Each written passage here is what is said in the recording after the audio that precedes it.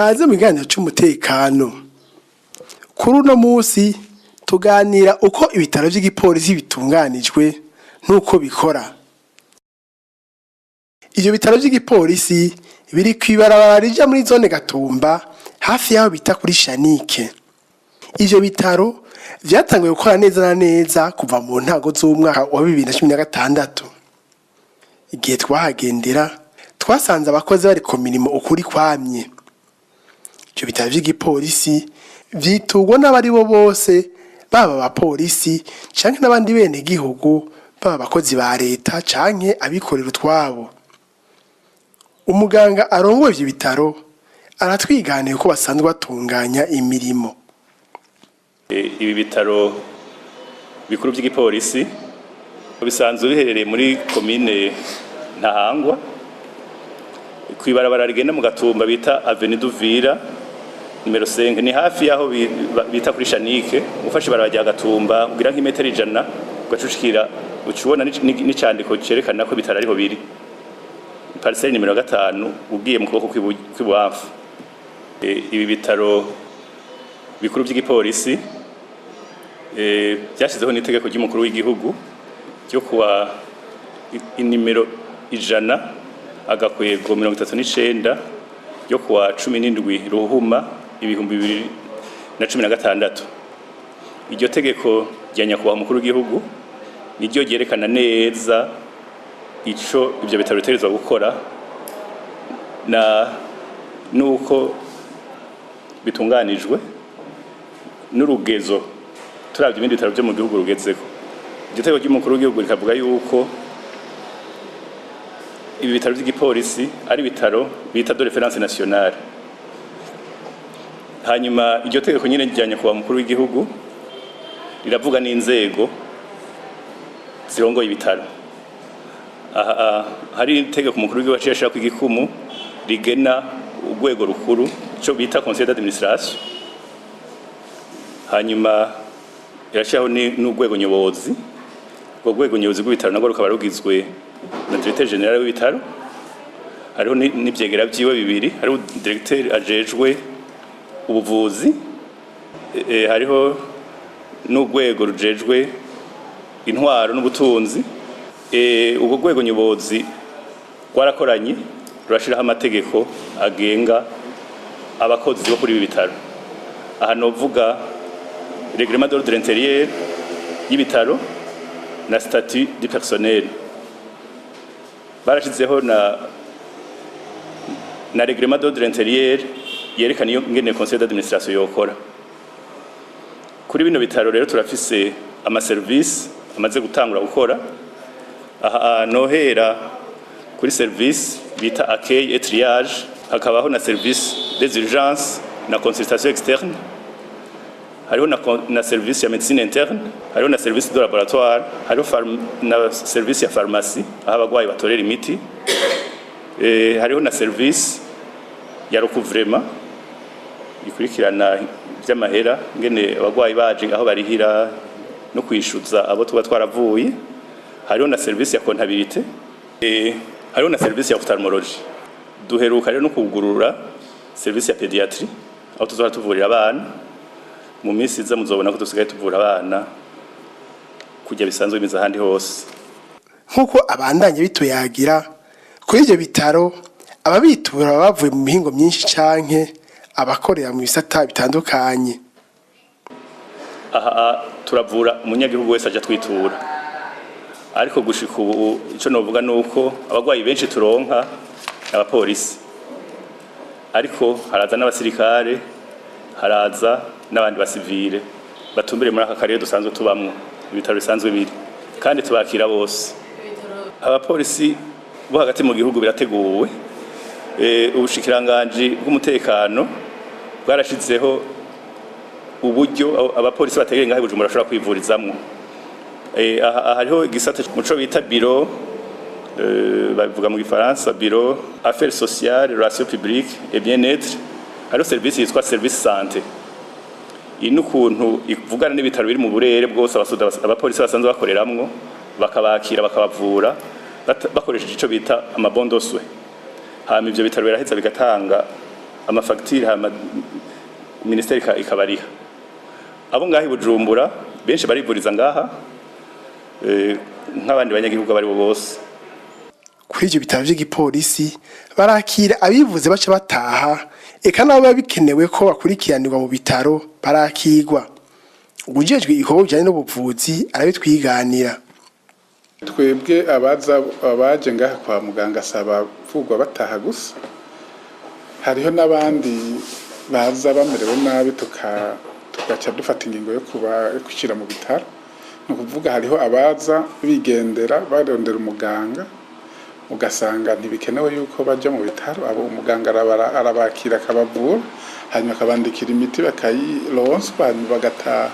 Hari n'abandi rero bashikira muri ziga service bita urgence, iyo bashitse rero barabakira hanyuma umuganga akamuraba akamupima akabona yuko akeneye kuja mu bitaro cyangwa adakeneye kuja mu bitaro, hanyuma akamushira mu bitaro mu gihe biba bikenewe, na cyane cyane mu gisata ca medicine interne na pediatrie, aho turashobora kubaraza mugabo ahandi mu bindi bisata kubera tutaravyugurura biragoye tuka tubarungika ku bindi bitaro bifite ivyo bisata. Murazi yuko ibi bitaro byacu bikiri bishaka tutararonka ibisata byose bikwiye. Kuri Rusehabaniha irahari ni imwe kandi irabakwira kuko murabona yuko naho tubarungitse ku bindi bitaro tari kure cyane, mu minota 10 cyangwa 15 bayagarutse. No kuvuga naho bo bari naho bo baza ari ku bwinshi bakeneye kuja ku bindi bitaro, ntidushobora kugira ingorane zo kubatwara nta kibazo na kimwe kihari. Hanyuma ibindi bikoresho navyo by'ubundi buhinga hari ibihari hari n'ibitahari, kuko ntitwozana ibikoresho hariho ibisata bimwe bitarakora, mugabo ivyo nivyo twiyumvira mu misi gushira kugira ngo abantu dusanzwe tuvura bose bashobore kubona yuko batunganirijwe. Mu maserivisi dufise hariho abaza bagaca bagira ico twita consultation gise n'abagapfurwa baca bitahira.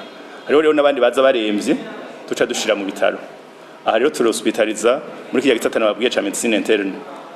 N'abana turatanguye kuja turahospitaliza muri service ya pediatrie. Aba bakeneye rero ibisata dufise ngaha nabyo nyine birateguwe, duca tubarungika mu bindi bitaro dusanzwe dukorana, tukabaha ya service ya santé nababwira irafise service ngaha iraheze kabaronsa amabondo hospitalisation, bakagenda mu bitaro twegeranye kandi barabakira neza atangorane. Muri aka kanya ndiko ndababwira mwabonye ko ntababwiye ko dufise service yo kwakira abafasoni baje batwitura, ariko mu migambi dufise bitarenze mu mwaka uza turifuza cyane ko ico gisata twogishiraho. Ico novuga nuko umufasoni aje twitura afise izo akeneye kwibaruka, nkuko nari ndabitse tuca tumuha bondosu akagenda mu bindi bitaro dukorana bakabakira neza kandi biragenda neza nta ngorane. Nkuko babana bo bitwiganira kuri ivyo bitaro igisata kijejwe gupima indwara zitandukanye ngo cifashe neza cyane. Service ya laboratoire iri kwije, novuga yuko mbere laboratoire yo ngaho iri ku rugero rushobora kuba rugutana yandi laboratoire yo mu bindi bitaro. Niyo service ya mbere ikwije ibyangombwa ngaha mu bitaro bikenewe. No kuvuga yuko ivyuma byose byaba ibi bipima amaraso, byaba ibi bipima ibintu by'imisarani, byose ibi bipima mu mubiri ukuntu umubiri umeze byose turabifise. Bimwe bita donc service za hematologie, biochimie, ionogramme, byose birahari ngaha turabifise kandi turakora neza. Na bimwe bita coagulometre turabifise, no kugira turabe neza ukuntu amaraso mu mubiri ameze, kugira ngo hamwe umuntu abigize ingorane zo gukomeka cyangwa nk'izina ziriya tuba tuzi ukuntu amaraso yiwe ameze. Ikintu bita bilan de la coagulation niko cyitwa. Turi mu bitaro bya mbere binyarutsa gutanga inyishu kuko twe nta muntu n'umwe atataronse inyishu. Muga handi mu bindi bitaro murazi yuko bamaze kubafata ajya amaraso bababwira yuko boza gutora inyishu bukeye, mugabo ngaha uva ngaho uyitoye, no kuvuga isaha ya 8 bose bateza guca baronka ivyo bipimo byabo babapimye, hanyuma bagaca bagenda kuraba abaganga bari babibatumye kugira babandikira imiti. n'umunsi umwe ntidushobora uje ngaha urondera service ya laboratoire ugenda utwaye inyishu ugenda utwaye n'imiti bihuriranye n'ibyo basanzwe urwaye nta kibazo na kimwe kihari. Laboratoire yacu igizwe na service zitanu. Service zitatu zikorera muri iyi sare nyene turimwo. Harakorera hematology, harakorera hariho biochimie, ku rundi ruhande naho tuhakorera serology. Muri hematology turakora ama examen atari make. Muri ayo ma examen hariho nka numération de la formule sanguine, no kuraba ingene amaraso y'umuntu aba yifashe ibiyagize yuko biba bikwiye, tukaraba ko umuntu atanemi afise, tukaraba yuko amaglobule blanc bimwe bikingira umubiri birimwe. Hanyuma hajya naho muri biochimie turaba ibintu byose bitegerezwa kuba mu maraso, na cyane cyane nk'ibi by'isukari, ibindi bintu bacako kugira ngo barabe ku mutima ukomeye, barabe ko amafyigo akomeye, barabe ko igitigu gikomeye. Ivyo byose ni muri iyo service. Hanyuma hariya naho muri service ya serology tuja kuraba bijya bintu by'ibitigu, abantu ko baba bagwaye igitigu ko kimeze neza, bimwe biterwa n'imigera, tukaraba sifilisi, tukaraba n'ibindi bipimo bitari bike. Hanyuma hariho iyindi sare dukoreramo izindi service zibiri, no kuvuga ni service ya bacteriology, habijya byo kuraba ko umuntu afise ama infection mu mukoyo, hanyuma no gupima imisarani biri mu yindi service. Cyo bitaro rero ngo nubwo biri Bujumbura, n'abapolisi bakorera hagati mu gihugu barafise uko bavugwa aho baherereye mu yandi mavuriro. Mu bugenduzi bukuru bw'igipolisi c'u Burundi hariho itegeko rishasha rero kuza rwaruganike jasha yarakuyeho ico bita kera biro sante.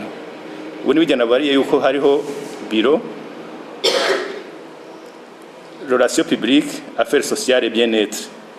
Ubu rero muri iyo biro habashizeho service yitwa sante. Nibi nababariye yuko iyo service sante ariyo iraba ubuzima bw'abapolisi, amagara y'abapolisi mu burere basanzwe bakoreramo, haba yahi Bujumbura no mu zindi ntara. Ahantu babwira yuko mu makomisariya yose uhereye kuri komisariya communale kuduga provinciale no hejuru regionale hariho ama infirmerie. Urumva iyo service ya sante yo mu bugenduzi bukuru bw'igipolisi iragira runkayo imiti, hari abaforoma bavura ziyangwara ntonto, abatabishoboye naho nyene hariho service ibaha amabondoso bakagenda kwivuza mu bitaro partenaire, bitaro byo mu burere basanzwe barimo. Aha rero iwacu ngaha service ya sante irahari kandi irafasha cyane. Nababwiye yuko hari ibintu tudasanzwe dukora ngaha nk'imiti tudafise ngaha iwacu, barabaha amabondo requisition bakagenda bakayitora mu yandi mafarmasi ari ngaha mu gisagara ca Bujumbura bafatanye partenariat n'ubushikiranganje. Hariho rero n'abakeneye kuja kugirisha ama examen tudakora ngaha, barabaha ibintu bita amabondoswe kandi bigenda neza cyane. Nico novuga nuko mu baganga bacu ngaha benshi nibo usanga bariko barabisinya kugira ngo akazi kagende neza ntihagire umugwayi yidoga. Aha kuri bitaro byacu nkuko navuze yuko ari bitaro byakira abantu bose. Urumva turafise abakozi b'abapolisi, turafise n'abakozi b'abasivile, kandi nibaza ko atana kimwe byonona kuko nta kuvuga ngo mvuwe n'umusivile hava mvura nabi cyangwa mvuwe n'umupolisi hava mvura nabi. Nta ico cyo ntaco ndigera numva kabisa. Abarongoye ivyo bitaro by'igipolisi baravuga ko bipfuza abandi bakozi nege bakiye abantu batari bake. Abakozi barahari, mugabo abahari ntibakwiye mu gihe tuba turiko turiyumvira kugurura ibindi bisata. No kuvuga ari hamwe turonse ayo mahirwe tukaronka ukuntu tugurura ivyo bindi bisata, bizosaba yuko turondera abandi bakozi. Nibaza yuko abasanzwe babijejwe kuduha abakozi bazobaduha kugira ngo dushobore gukwiza mu ivyo bisata tuzoba twugurura. Imiti kucerekeye imiti gushika ubu haracariho ikibazo kuko ntiturashobora kubona exactement umukuri ico bita consommation moyenne mensuelle ngo dushobore kuyistatiwa ku buryo tugiye kugira kuza kurondera imiti tugenda dufise igiharuro kimeze neza. Nico gituma kenshi imiti ishobora kuduherana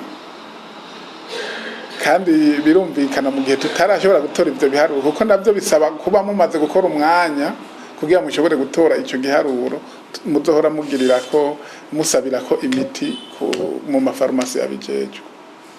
Igihe twagendera kuri ivyo bitaro vy'igipolisi twarabonye batanguye gukoresha ubuhinga bwa none mu gutunganya ibikorwa bijanye n'akazi. Iyo system ya open clinic turayifise mu mutwe mugabo nkuko nawe bivuze urabona ko ibitaro ari bishasha aya ma service d'informatisation asaba uburyo bunini ya cyane ariko twarabaye turitunganya turarondera logiciel yo muri facturation iyo birahari kandi ikora neza kandi abakozi twarayibigishije ariko nabari ko nifata kibanzi iyo intumbero nyamukuru nuko tugira ya system ya open clinic ngo ahandi hose bigenda kiri mu mutwe mu migambi tuzokora kirimo hagera caje bakamwaregistra bakamuha nico bita ID ni identité yiwe agiye hose hajya yindi service agiyemwo bacabona ko yagize hama bakabona nuko yanarishe ntihagira abaducisha mu myanya y'intoki ngo bagende batarishe. Ico kintu kijanye na facturation mbere ico kintu twatanga kwimvira kugira n'ibitaro bigende neza ku buryo niyo turindira ni kujya abandi bindi bitaro basanzwe bazi systeme d'informatisation rero twace tugomba gutangura kugira ngo itangurane n'ibitaro gushika ubu umugwayi yashitse ngaha mu bitaro bikuru by'igipolisi baramwakira bakamuha nimero n'amaservice gushika ama service yose dufise aza ari informatize ku buryo umuntu ari hariya ashobora kuba bamuha iyo ID agiye mu indi service yabagiye kugura umuti gutora umuti bamwandikiye cyane kuwugura yabagiye muri laboratoire yabagiye hehe baca bagira bakaraba iyo ID bakazabona yuko izina ririmwo ico rero twagishizeho kugira ngo dushobore kwegeranya ubutunzi bw'ibitaro ntibusanzare gusa kubera tukiri bato tugitangura turabigira buke buke hariho nk'ubu nk'ama cabinet y'abaganga nitura informatiza hariho n'andi ma service ta informatiza mu gushika ikintu ca facturation turabona yuko kigenda neza cyane dukoresha ico bita internet dukoresha connexion par câblage. Nishira mu mituwere muri sanzwe ikora neza n'ivyo bitaro ariko abirongoye barifuza ko bokongerezwa igitigiri. Aha mituwere kuba dutanguye gukora baciye baza turakorana barafise ico no kwitagisha mituwere ikora ngaha imisi yose yaba umugwayi rafise mituwere araza abantu tukamwakira hari igice mituwere murihira n'igice arihirwa n'abakoresha canke yirihira wenyene bivana naho nico asanzwe akora. Ico novuga nuko abakozi ba mituwere ntibakwiye kuko uravye abagwayi bahivuriza aha mituwere baturonkiye abakozi ndwi gusa urumva birashika umwuka akagwara cyangwa asanga araronsa kandi kantu kamubuza ugasanga abagwayi baca ntiboroherwa. Ico twosaba rero abayobozi ba mituwere nuko bokongereza abakozi kugira akazi nko ngaha korohe. Nubwo ivyo bitaro by'igipolisi bitaramara imyaka myinshi ibijanye n'ubutunzi ngo ntivyifashe nabi. Ibitaro zanze dukorera mu by'igipolisi byo kwegeranya ubutunzi ngira nkuko musanzwe bizi n'ibitaro bishasha turacari ko turamenyereza ariko rero kubera usanga no muri mituwere canke n'ahandi usanzwe twishuza nko mu bushikanganje bw'umutekano ko dusanzwe duvura n'abapolisi benshi hariho ukungene biteba gatoyi mugatabona yuko muri no misi bariko batangura kutwishura ariko mugabo amahera bakidufitiye aracari menshi ego turafise abapartenere badusavye partenariat muri abasanzwe badandaza imiti y'abita aba grossiste turayibemerera ubu rero kubera dusanzwe ni bitaro gitangura muri imisi ya mbere twakoresha imfashanyo ya leta cyo bita subside de l'etat niyo miti mu kuyigura dukoresha amafaranga nyene turagenda barayiduha ariko imisi ya mbere barigize ko bagira ikibazo cyuko bashobora bateba kurihwa ubwo twarabisavye gushika ubunye barabariha neza cyane kandi imiti barayiduha. Muganga arongoye ivyo bitaro by'igipolisi aratubwira ko utugorane tutabuze ariko ati byinshi byaratorewe umuti n'ababijejwe. Ingorane nyamukuru dufise ntizibuze mugaye cyo nashaka kugaruka ko nashaka gushimira cyane ubushikanganje twegukira nta na kimwe butagira kugira ngo dukore tumerewe neza. Murabona nka dukorera naho ubushikanganje bwaturonkeje mugabo namwebwe nuko ni hato ntihatworohereza kugira ngo twugure ibisata byose dukeneye. Ingorero nyamukuru niyo aho dukorera ntihakwiye, nabariye ko n'abakozi badakwiye kuko hari ibisata byinshi tudashobora kugura muri aka kanya. Bisigura yuko mu migambi yacu ico kintu twashaka ko twikosora duhere ku mwaka uza. Ibyo nabyo mu kubigira n'umugambi wo kubaka aho dukorera hagutse hacu kandi